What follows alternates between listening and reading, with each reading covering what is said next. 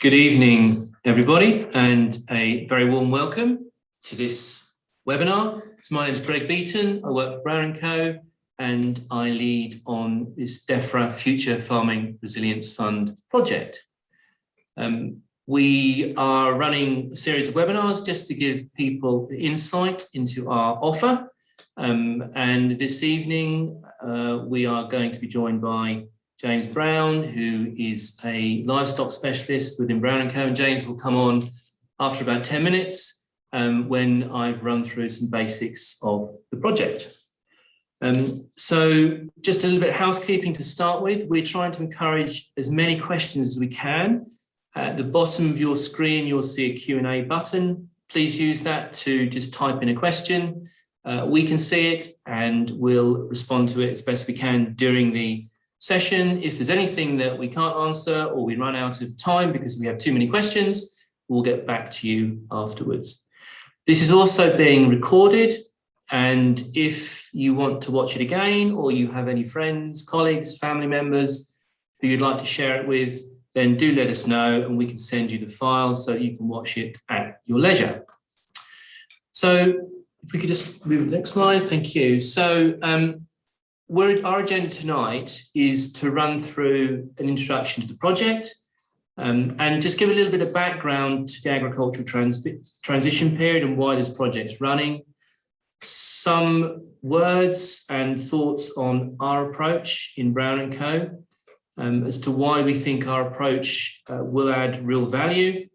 We'll work through the stages that we run through with farmers, how to sign up, and next steps. And as I said, we are having a livestock focus with a Brown&Co sector specialist. We've just had a session on arable with our arable specialist.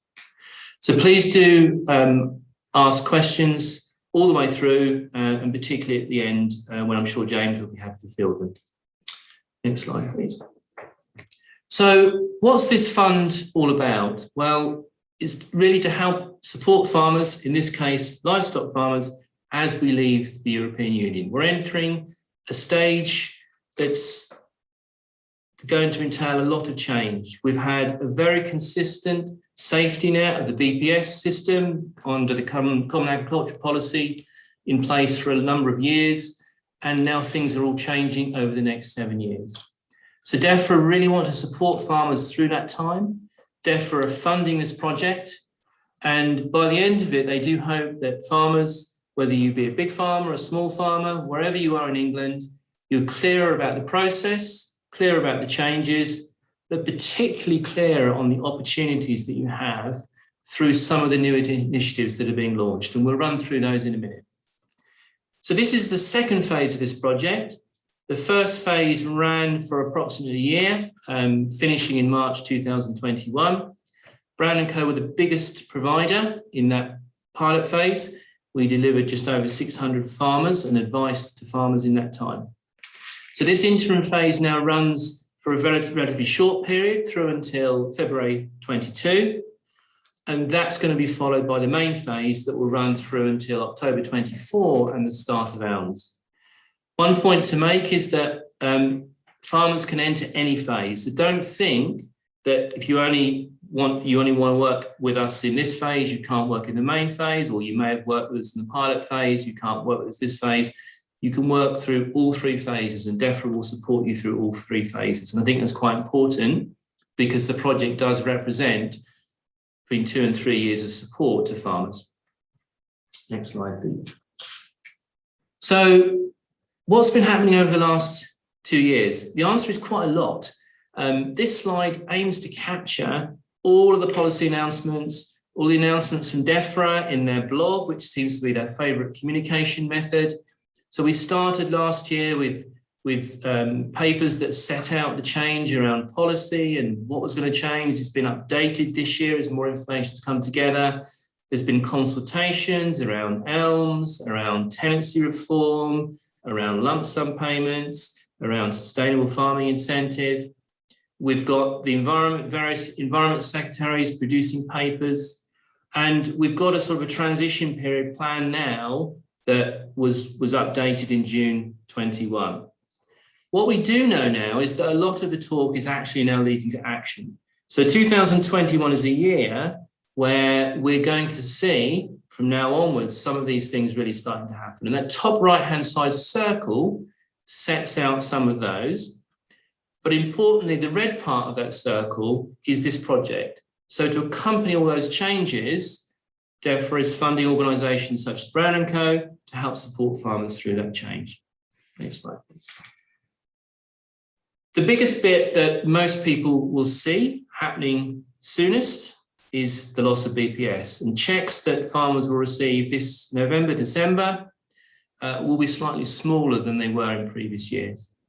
From our work with the 600 odd farmers in our first project, we know that over half of them, 52% in this case, did not think their businesses were viable without the BPS payment. A non-viable business is a loss-making business, and businesses can't make losses for many years before they use up any equity on their balance sheet and become unviable. So that's a big challenge, and that's the biggest impact for quite a number. And I think this will particularly affect older farmers, tenant farmers, and those who are maybe overstretched. Next slide, please. So what's starting to happen this autumn? Well, there's a long list here of things. There's a lot of reference in here to 2021 and 2022. So we're talking about various iterations of new environmental schemes. We're talking about early next year, the lump sum exit scheme becoming real. We'll soon know when the reference period for that will be. We're also looking at various stages of elms coming through. We're looking at woodland schemes. We're looking at slurry schemes. And then I think this autumn, the thing that's going to be applicable for quite a few is the launch of a new round of grants, small grants and large grants. So it's all starting to happen now. And that's why I think the timing of this project is really important, because it gives people the opportunity, farmers the opportunity to prepare right now. Next slide, please. So just a little bit on Brown&Co. For those of you who don't know Brown&Co, we work across all of England. We have bases in the Midlands, in the eastern part of the country. We work from offices. We are an organisation of professionals that include a strong agricultural business consultancy team who are leading and delivering this project. But we also have land agency, commercial property, and environmental specialists as well. And I think that's really important, because quite a lot of the requirements for advice on farm cover a range of different skill sets, and we can bring all of those to the delivery of this project. We work with 2,500 to 3,000 farmers every year, and I should also just reiterate as well, we've learned a lot from the pilot phase of this project, and we've built that into our delivery this time. Next slide, please. So as part of our delivery, I want to emphasise that we're really focusing on one-to-one support. We know from our first project that farmers really value that one-to-one interaction. It might be we'll walk around the farm with you, talk through things. It might be sitting around that kitchen table. But the ability to have those conversations with farmers' families is really important. And that's a major part of our delivery. We also are building into that various benchmarks, various reporting and action planning that we believe are important to ensure that over the next year to 2 years, we progress, or farmers progress, with changes that are discussed. We also are delivering some learning groups. They will be towards the end of the project. There's an opportunity for farmers to be part of those. And that sort of peer-to-peer learning amongst farmers, I think, is an important part of understanding how businesses can adapt to changes coming. Next slide, please. So this is just a little snapshot of the report. So as part of the process, a report will be produced. The top left-hand box here runs through the sort of table of contents, so it includes information on baselining of business, financial and performance analysis, looking at, and particularly important, I think, social objectives. You know, where do farmers want to be in 1, 2, 3, 5 years' time? Let's build a plan together with farmers to get to there. Within that, we've got various financial benchmarks. We look at some of the ratios that are important for banks. We then have a clear table of observation and recommendations, and in this case, it might be across environmental schemes, rental reviews, looking at grant options, and then looking at some form of planning and support with succession or exit going forward. We also have a standard BPS reduction calculator, so everybody's aware of how much smaller that check is going to be over the next 5-7 years. Next slide, please. Another part of our report is a resilience benchmark. And this is something unique to our report. And we think there are 6 areas that are really important for building resilience in businesses. The first is looking at performance, whether you be a livestock, a dairy farmer, or a beef shark farmer, or a sheep farmer. Another is looking at potential for diversification and thinking about how you can build some buffer to agricultural prices through having other income streams. Another area is looking at social change, how important or pressing, some change in structure or having those conversations about succession are. Environmental is another one. There's a number of new opportunities coming up for that, and some people will be better placed than others to take hold of those. Another one is looking at financials and particularly trends over time, the last 2-3 years of accounts, what's happened to owners' equity in those businesses. And then the last one is looking at the potential for those things that maybe farmers haven't looked at before. Is there an opportunity to do something around renewable energy? Is there an opportunity to look at Class Q conversions and thinking about how outbuildings might be better utilised? So we build that into the report, and that's part of the ongoing discussion with the consultant who's working with you. Next slide, please. So we also really believe that farmers learn from other farmers and really like looking at what other farmers are doing. So we will produce case studies of change. These are some examples from last time when we looked at, in this instance, carbon capture. We also looked at family successions and surrender of tenancies and what process around those. And we also looked at, example here, tourism diversification.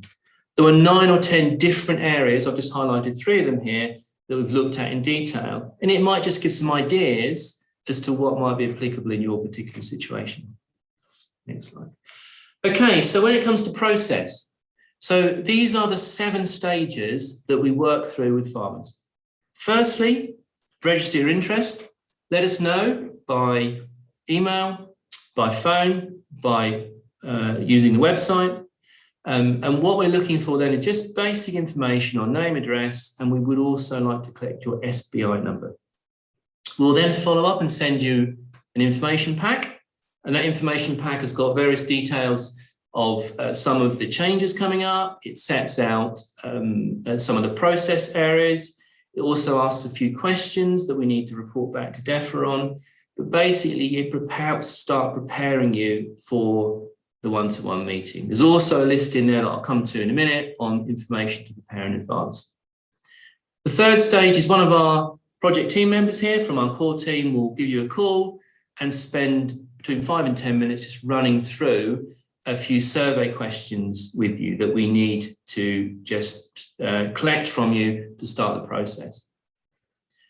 Then we get to the on-farm stage, so you will be assigned a delivery consultant. I think what's really important to say is that if you happen to be a beef and sheep farmer, you will get assigned a consultant who has expertise and real experience in that area. Or if you happen to be an arable farmer, we'll assign someone who's got more arable experience to you. So that consultant will ring you up, they'll get to know you if you don't know them already, they'll start collecting some basic information. And most importantly, they will arrange a time to meet with you on farm. So stage 5 will be an on-farm meeting. Hopefully, a fair bit of preparation has been done in advance. That will be up to half a day. And you can pick how you want that meeting to happen. You can walk around the farm, you can sit around the kitchen table, you can invite family members. It's down to you to tune it so that you can get the most value out of it. After that meeting, you'll receive a copy of the report. And then you'll have a phone call from the consultant who will run through the report with you and check that you feel as though you have the information that you need to start moving with the delivery plan and the planner, which will set out actions over the next 6 to 12 months. And then the final stage is at the end of the project, which will be January, February of next year. You'll receive another phone call and time to spend time chatting through with your consultant what's happened or what hasn't happened, if you need additional information, if you need additional support. So that's our process. We aim to get through that with several hundred farmers between now and the end of February. We've already got a large number already started on the project, and so we're looking for more to sign up so that we can run through our processes with them. Next slide, please. So this slide really just sets out what I think is important. An important point to make, I think, with this is that farmers will get out of it what they put into it. You know, the more we can collect, the more information we can collect, the more we can prepare before the meeting, means that when we sit down or walk around the farm with you, we can spend time actually addressing and talking through the things that you want to talk about, rather than us spending a considerable amount of that time collecting information. So there's a plea here to try and prepare as much as you can in advance. You'll get this list as part of the information pack. Obviously, there's not everything here that you can or will want to provide, but certainly some of it I would suggest would be really important. But that's something you can talk through with your consultant when you have that chat. Okay, so before we move on to the sort of more detailed discussion on livestock, are there any questions on process and the Brown&Co offer? Okay, we've got one question in. This relates really, I think, to our Brown&Co sort of footprint. And the question is around, if you don't live near one of our offices, can we still work with Brown&Co? We answer that is absolutely yes. And we work through the whole of England. We have a whole range of consultants who actually, many of whom have got family farms in different parts of the country. So they've got vast amount of experience of different systems and different geographies. So the answer is absolutely yes. And I'm sure when James comes on board, he'll talk a little bit more about the area that he works in, particularly pushing down into the southwest, which I know is an area of interest for some on this call. Okay, so I'm sure there'll be more questions coming in. I will field them as they do come. Actually, another quick one coming here, which I think is one we get asked regularly, just around the confidentiality of the information. We need to provide DEFRA right at the beginning, just details, name, address, SBI number. That's no different to what DEFRA or the RPA already has for farmers. That's it. So beyond that, everything else stays confidential between farmer and consultant, and the reports do not have to go anywhere. They just stay with you on farm or with your consultant. So I'd like just to confirm that, and I think that's really important.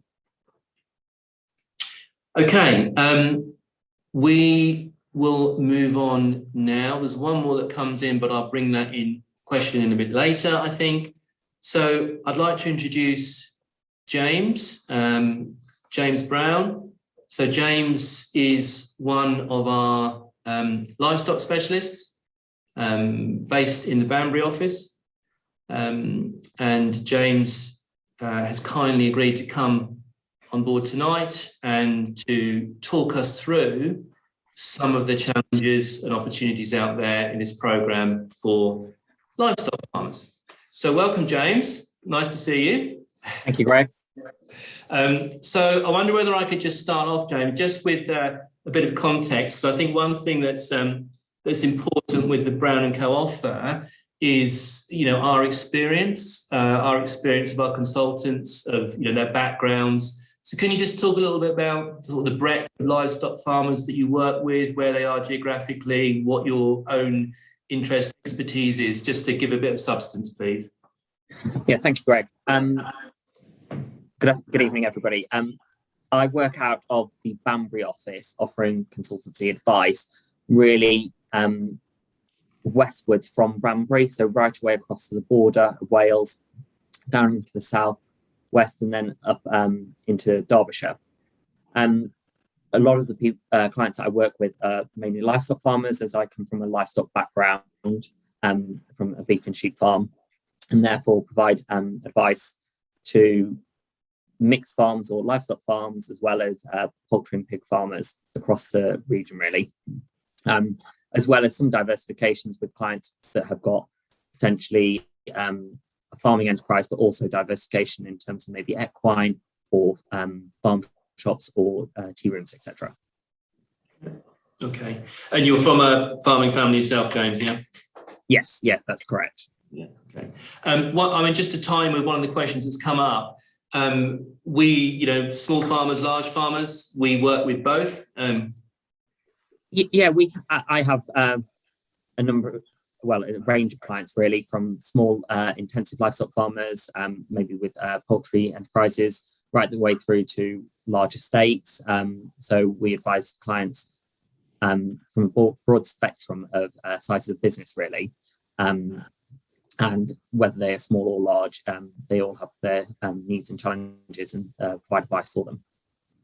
Okay, and just on dairy, we have other dairy specialists within Brown&Co, but does your experience move into dairy as well? Yes. So I also provide advice to a number of dairy farmers across the West Midlands, etc., and down into the southwest. So provide advice for really all aspects of livestock farming. Yeah, great. Okay, so the next question is a very broad one, really, but you've started delivering some of these projects already, and obviously you're out on the farm a lot of the time. So given the changes ahead, what is it that you're hearing from livestock farmers that are keeping them awake at night? What are the biggies that you think are out there? Obviously, the main one to start with is the reduction in basic payment scheme. All farmers and livestock farmers have been used to receiving their basic payment scheme monies in December, and therefore a number of them have either timed HP repayments or loan repayments to the similar time as to when basic payment scheme comes in. So the challenge around the reduction in basic payment is definitely at the forefront of all clients' minds. And as it becomes a reality with the first payment coming in December, I think that's driving some key discussions around the environmental stewardship schemes to try and recoup some of that subsidy that is going to be lost with basic payment. I think there's a lot of clients out there that would want further information on the Countryside Stewardship Scheme, because a number of the options that are available, whether it's through the Countryside Stewardship Scheme or the Sustainable Farming Incentive pilot, farmers are already doing. Livestock farmers are particularly already doing some of that, so low input grassland, etc. And it's they're wanting information on that to understand whether they can actually enter into those schemes and how that will impact them in terms of financially, but also in terms of their productive capacity going forwards. Okay. Another challenge that obviously we're talking about at the moment is probably, obviously, particularly across all commodities market, we've seen increased commodity prices, which is great to see within the industry. But obviously, along with that, there's been an inflation in variable and fixed costs. And I think that's something that's people are looking at, particularly with potentially fertilizer price increases, feed cost increases. I know there's been the straw prices and as high for bedding, etc., as previous years, but that is something that obviously farmers are considering, especially when they're looking at their financial cash flow monitoring and budgeting to see how that's going to impact upon their business going forwards. Yeah. Okay. Just on sort of adapting going forward, and I'll ask a question in a minute around how we think this project can help with some of these discussions. But just observation is one of the key areas that often is talked about around scale and around efficiencies of cost is around working together in the arable sector. Around contract farming and share farming, all those things. Are you seeing opportunities for those sorts of things in the livestock? So is that something you see going forward as being? Yeah, I think we've had more recently. We've had more discussions regarding potentially joint ventures or share farming with livestock farmers, be that whether it's dairy or maybe suckler or sheep enterprises. There definitely has, I would say, in the last 18 months, been more discussion regarding that, and interest in terms of how that could develop for some businesses, especially if you've got a client that potentially is getting slightly older and wants to do a little bit less. Livestock work can be very demanding, especially around the managing TV, etc. And therefore, potentially having a joint venture is something that's of interest for a number of farmers out there. Yeah, okay, absolutely, okay. We talked about, I know environmental schemes is something that you've done a lot of in the last year, particularly even the year before that, and we see more of going forward. The announcements coming this autumn and into spring, and the pilots are quite strong on those. The other area that we're expecting news on quite soon is around the grant schemes coming this autumn, whether they be sort of the large scale, more infrastructure type grants or the small grants. Do you see applicability for those for livestock farmers? Yeah, we have obviously under the small grant scheme that was available previously, a lot of livestock farmers have explored the possibility of maybe in sheep handling facilities, cattle crushers, all of those things which have been available in the small grant scheme. I think obviously one challenge that has been noticeable in the last round was due to supply. I know everybody's aware that there's obviously issues in the supply chain, and therefore, unfortunately, there's been some clients that were successful in obtaining a grant, but weren't necessarily able to obtain the equipment that they've been successful in obtaining through the grant scheme. So I think there is opportunity out there under those schemes. It's just the supply issue is obviously going to be something that's going to need to be factored into that. Yeah. Okay. So, so we know some of the challenges, and obviously, outside of those driven by policy, across the whole of the sector at the moment, we've had challenges driven by weather, and then sort of external shocks. So all of those sort of put into the mix are areas that are out of our control. So it's even more important to focus on the areas that are within our control and farmers' control. And I think that's important. So how do you see, James, this project, supporting farmers? So what would be your sort of key points around what farmers would get out of it? Because they're not going to get everything out of it. There's a limited amount of input within the project, but enough to open that box and start having those discussions. So what would you see? How would you describe, what this would offer to farmers? I think this project is going to offer clients probably a lot of information regarding some of the opportunities that are out there.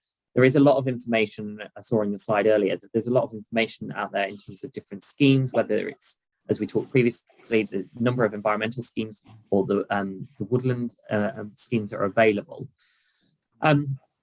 This scheme will highlight the potential for clients to potentially look at maybe one scheme which we think is more applicable to them.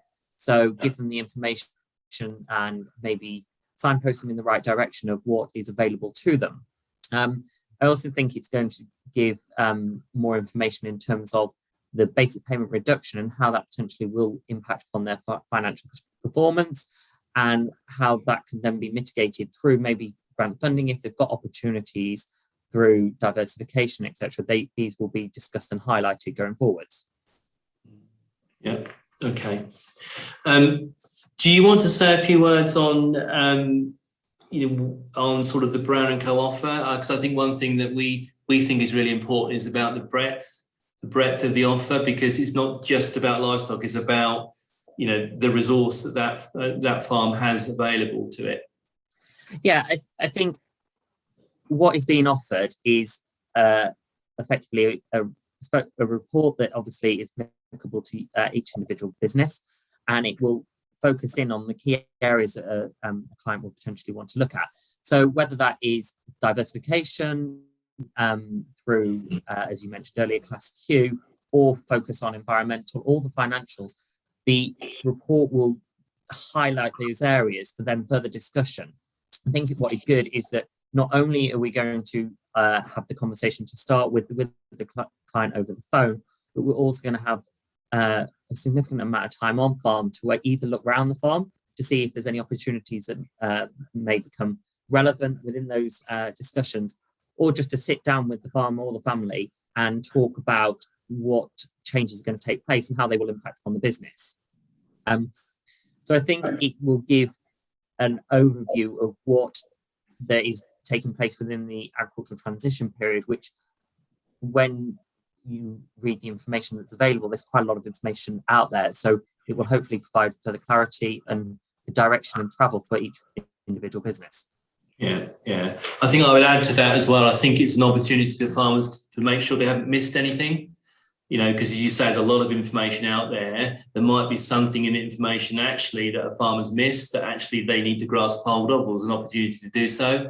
And I think by working with us, we can ensure we ask all the questions and we cover all the bases. So I think it's a little bit like a sort of a health check, and make sure that everything that's applicable for a business is at least discussed. So I think that's important as well. And I think as well, because we have quite a diverse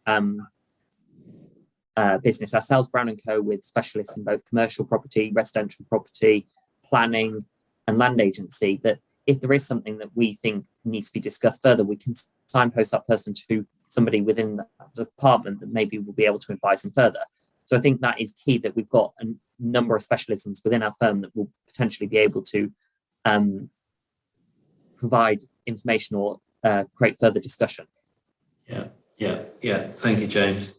One question just coming actually just around when shall I sign up? Well, I think the answer to that is as soon as possible.